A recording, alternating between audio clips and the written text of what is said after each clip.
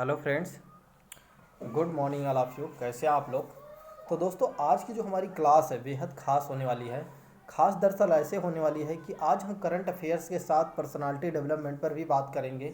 कुछ ऐसी चीज़ें हैं, कुछ ऐसे आर्टिकल हैं, जैसे गांधी जी के बारे में आज आर्टिकल आया हुआ है, महात्मा बुद्ध के बारे में आया हुआ है आर्टिकल। तो ऐसे आर्टिकल हमें कभी कभी पढ़ना चाहिए। इससे क्या होता है कि हमारी पर्सनालिटी जो होती है डेवलपमेंट होती है, हमारा व्यक्तित्व का विकास होता है, जो हमारे लिए खास होता है दोस्तों। ठीक है, तो मेरा मानना है कि करंट अफेयर्स के साथ साथ हमारी पर्सनालिटी डेवलपमेंट भी होना चाहिए, हमारे व्यक्तित्व का विकास भी होना चाहिए, ताकि हमारे लिए एक बेहतर और अच्छी चीज़ें हमारे लिए उपलब्ध हो सकें। ठीक है, और हम कहीं पर भी एक तरह से बैठें और किसी के सामने यदि हमें बोलना पड़े तो हमें किसी प्रकार की डर की भावना ना रहे हमारे अंदर। हम बहुत ही एक तरह से शिथिलतापूर्वक अपने बात को कह दें। ठीक है, इससे कैसे होता है, जब हम करंट अफेयर्स को पढ़ते हैं तो करंट अफेयर्स का पढ़ने का तात्पर्य ये नहीं है कि सिर्फ़ और सिर्फ आपका क्वेश्चन सॉल्व होना चाहिए, बल्कि आपके अंदर बहुत सारे अच्छे गुण भी आने चाहिए। ठीक है, इसलिए हमें करंट अफेयर्स पढ़ना चाहिए, मेरा मानना ये है। बाकी सभी का मानना जो भी है मुझे नहीं पता, लेकिन मेरा मानना ये है कि करंट अफेयर्स के साथ साथ आपका व्यक्तित्व का भी विकास होना ज़रूरी होता है। ठीक है, आइए आप शुरू करते हैं किसी और बात की चर्चा ना करते हुए। जैसे कि सरकार को सुझाया गया है और सरकार ने इस बात को एक तरह से अपने संज्ञान में भी लिया है कि हमें क्या करना होगा। शिक्षक जो हैं, जो टीचर ऑफलाइन पढ़ा रहे थे, अब उन्हें ऑनलाइन पढ़ाने के लिए प्रेरित किया जाना चाहिए। साथ ही साथ उन्हें प्रशिक्षण भी देने की ज़रूरत है।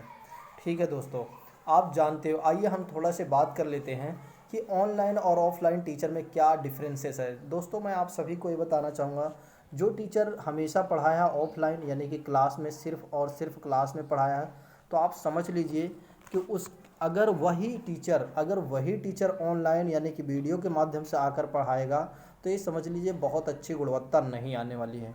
उसका कारण है दोस्तों, साइंटिफिक रीज़न ये है कि उसने कभी इस तरह की क्लास ली नहीं है, कभी उसने मंच पर बोला नहीं होगा, तो एक कारण ये भी बताया जा सकता है। दूसरी चीज़ें, उसने कभी कहीं पार्टिसिपेट नहीं किया होगा। तो ऐसे टीचरों के साथ ऐसी समस्या और ऐसी चुनौतियां तो आना संभव ही है दोस्तों। उसके लिए भारत सरकार ने दो संस्था हैं, एक है राष्ट्रीय अध्यापक शिक्षा परिषद यानी कि NCTI को सौंप दिया गया है, और NCERT को सौंप दिया गया है। NCERT को सौंप दिया गया है ये सारा प्लान की अब जो शिक्षक हैं उन्हें ऑनलाइन प्रशिक्षण भी दिया जाए, ताकि बच्चे जो हैं घर पर भी रहकर पढ़ाई कर सके।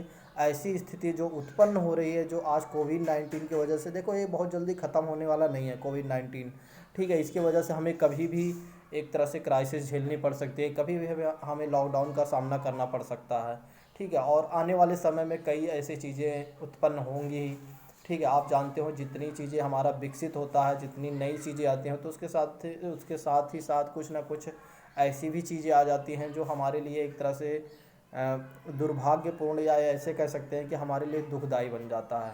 ठीक है, तो ऑनलाइन प्रशिक्षण जो सरकार ने इस कदम को उठाया, वैसे बहुत ही सराहनीय है।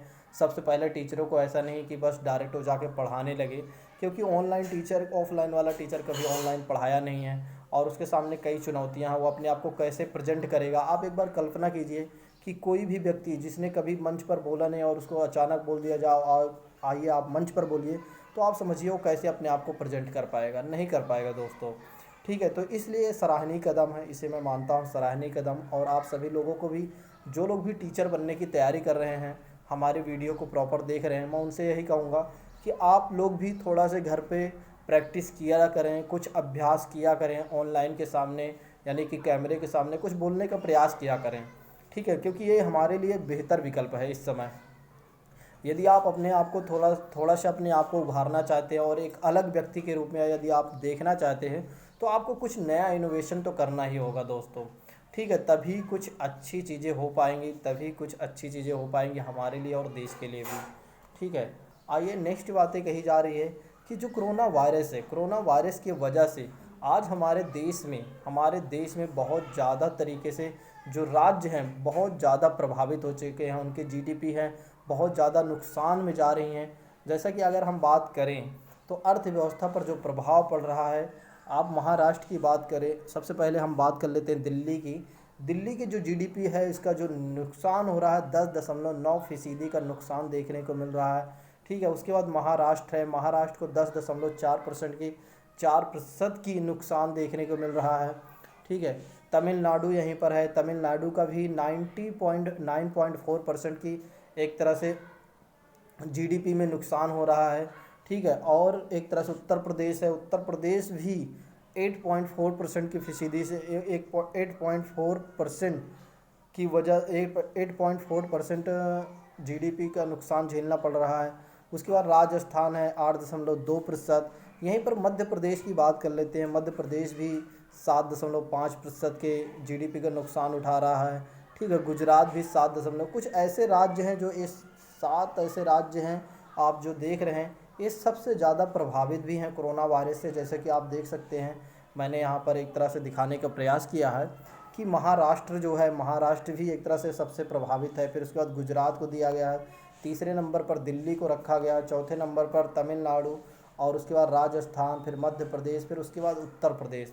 तो ऐसे 7 ऐसे राज्य हैं जिन्होंने सबसे ज़्यादा जिनमें कोरोना से प्रभावित हुए हैं लोग। और आप देख रहे हैं कि डेली प्रतिशत में बढ़ते ही जा रहे हैं, डेली काउंटिंग में बढ़ते ही जा रहे हैं, तो ये अच्छा संकेत नहीं है हमारे लिए। ठीक है, दूसरी चीज़ें हैं जो आज आपके लिए सबसे अच्छी चीज़ें जानने की ज़रूरत है, वो है मित्र ऐप के माध्यम से।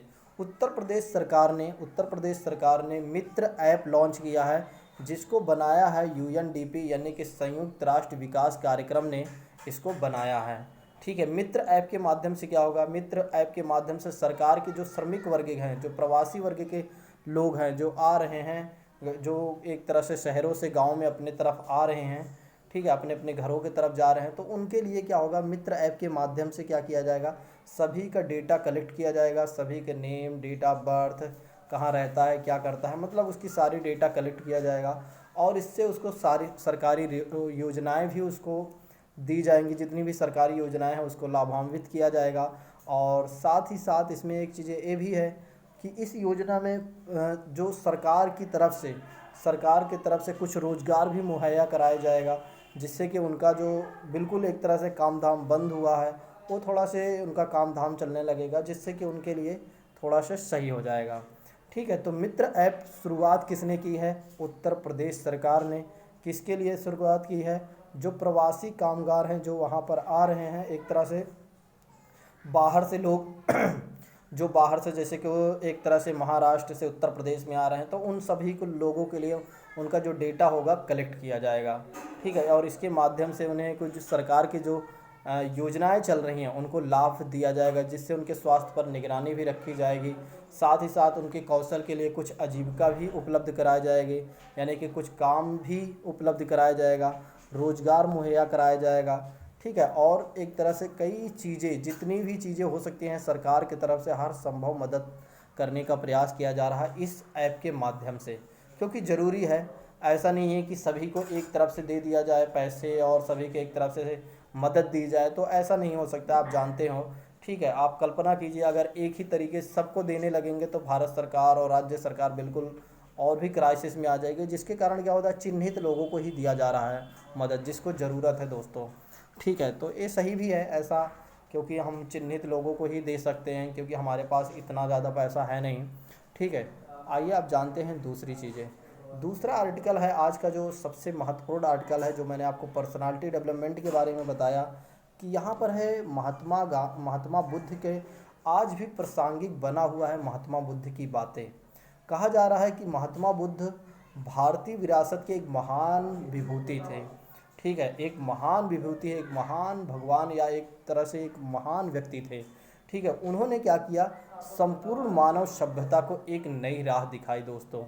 तो महात्मा बुद्ध जी ने एक संपूर्ण मानव सभ्यता को एक नई राह दिखाने वाले व्यक्ति थे, भगवान भी उन्हें माना जाता है। और उनके विचार, उनकी मृत्यु के लगभग आज 25 वर्षों के पश्चात भी आज भी हमारे समाज के लिए प्रासंगिक बने हुए हैं, यानी कि इम्पोर्टेंस बने हुए हैं।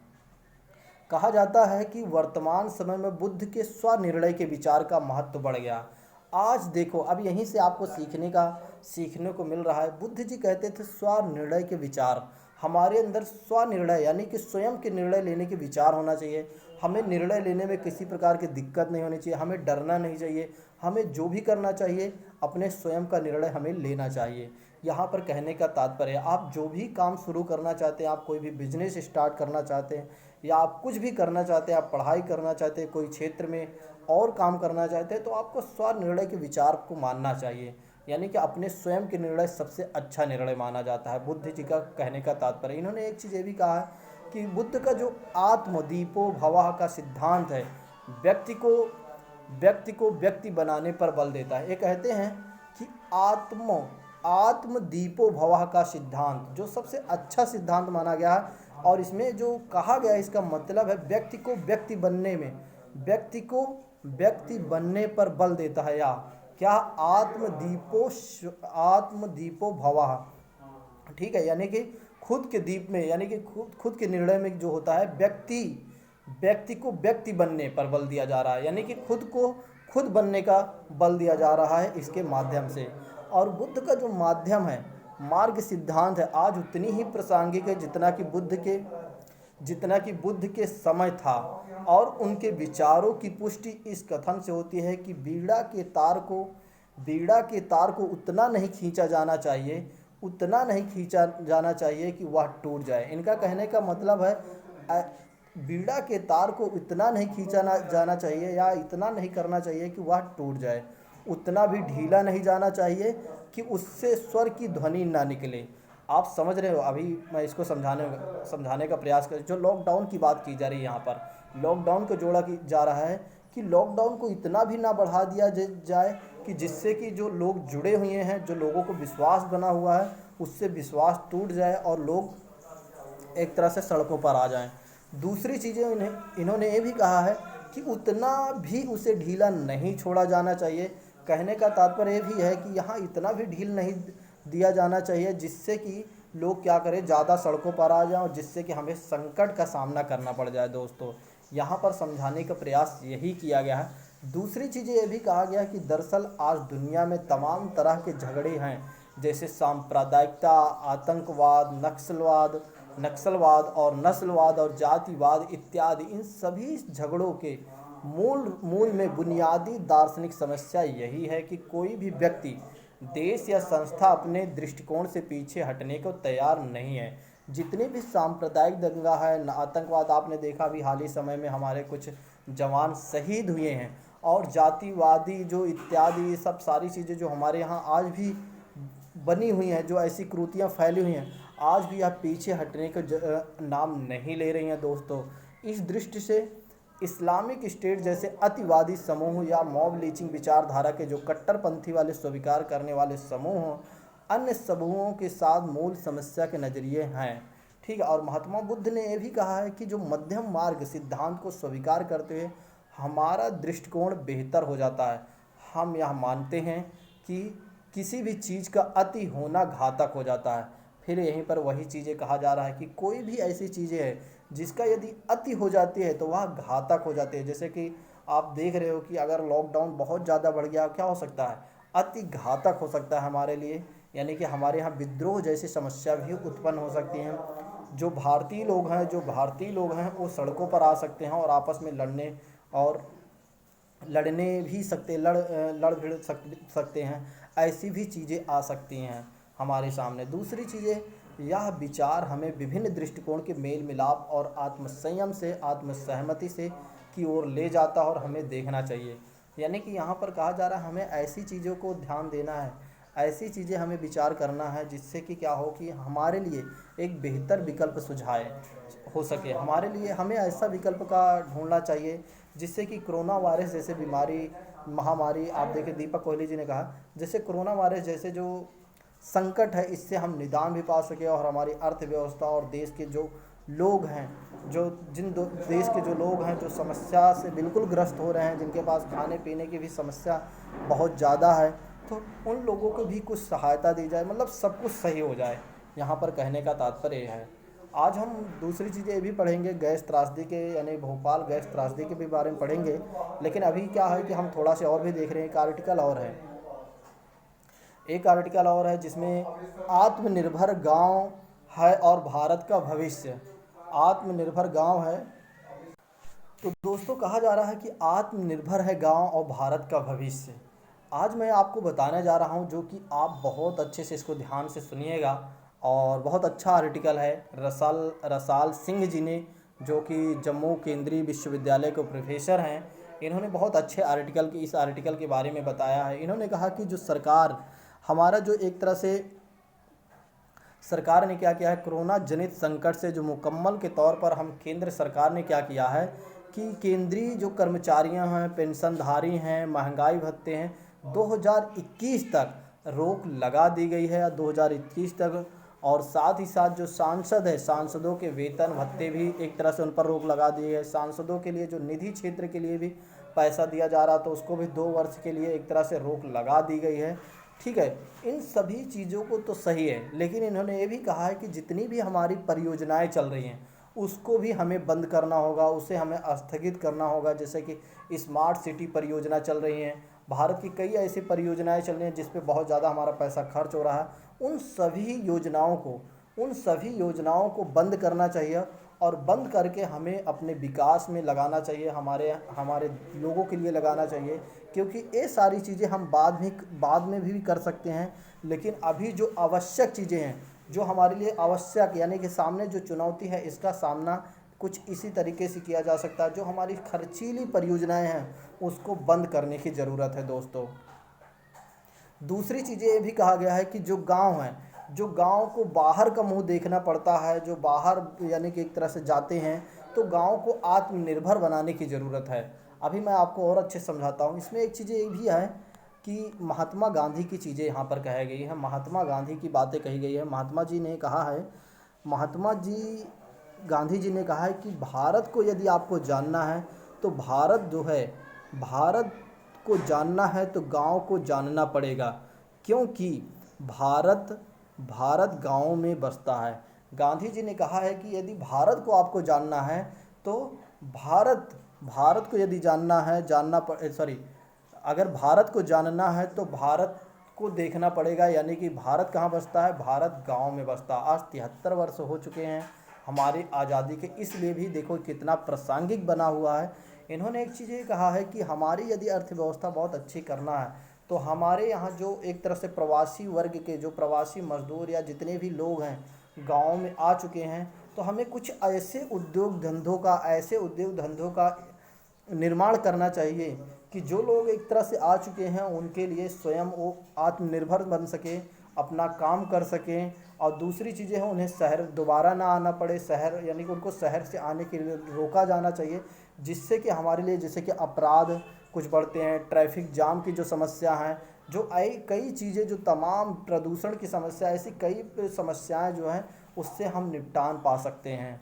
यदि हम गांव में जो लोग रह रहे हैं, जो लोग एक तरह से बाहर से आकर गांव में बस गए हैं, उनके लिए हमें छोटे छोटे उद्योग धंधों का निर्माण करना पड़ेगा, यानी कि भारत सरकार को, ताकि वे स्वयं स्वयं एक तरह से स्वयं पर निर्भर हो सकें और उन्हें एक तरह से बाहर ना जाना पड़े, और अपनी साथ ही साथ वो अपनी कृषि का भी ध्यान दे लें, यानी कि खेती बाड़ी पर भी वो अपना ध्यान रख सकें।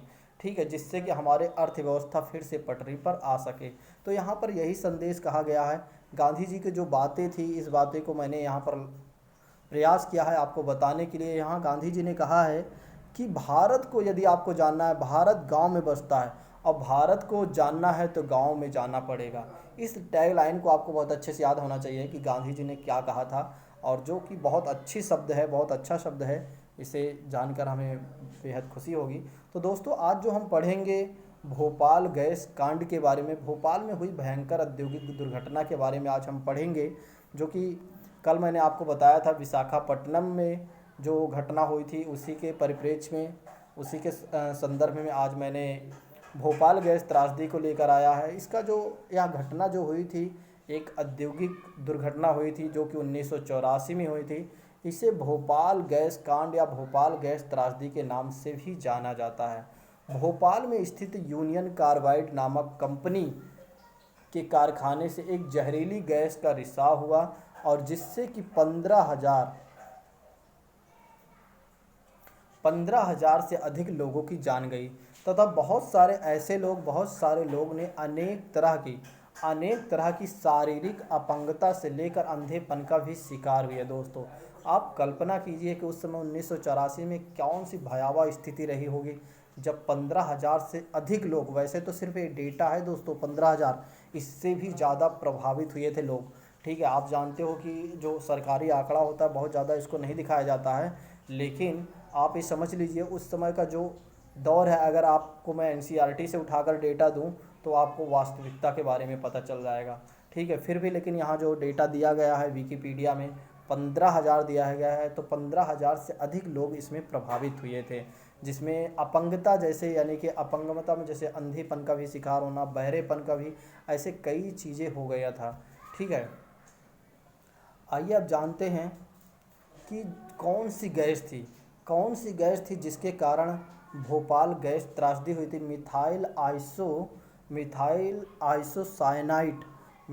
आइसोसाइनाइड नामक जहरीली गैसों का रिसाव हुआ था। ठीक है, आपको इस गैस को नाम याद रखना है कि मिथाइल आइसोसाइनाइड वाली जो गैस है इसको याद रखना है, क्योंकि एग्ज़ाम के लिहाज से ये काफ़ी महत्वपूर्ण है। दूसरी चीज़ें हैं कि जिसका प्रयोग किया जाता था कीटनाशक बनाने के लिए किया जाता था। अब किसके लिए किया जाता था? कीटनाशक बनाने के लिए इसका प्रयोग किया जाता था। कौन सी गैस है? मिथाइल आइसोसाइनाइड दोस्तों। ठीक है, मरने वालों के अनुमान पर विभिन्न स्रोतों पर अपनी अपनी राय में भी भिन्नता आई है। भोपाल गैस त्रासदी को लगातार मानवीय और उनके पर्यावरण को सबसे ज़्यादा प्रभावित करने वाली औद्योगिक दुर्घटना मानी जाती है।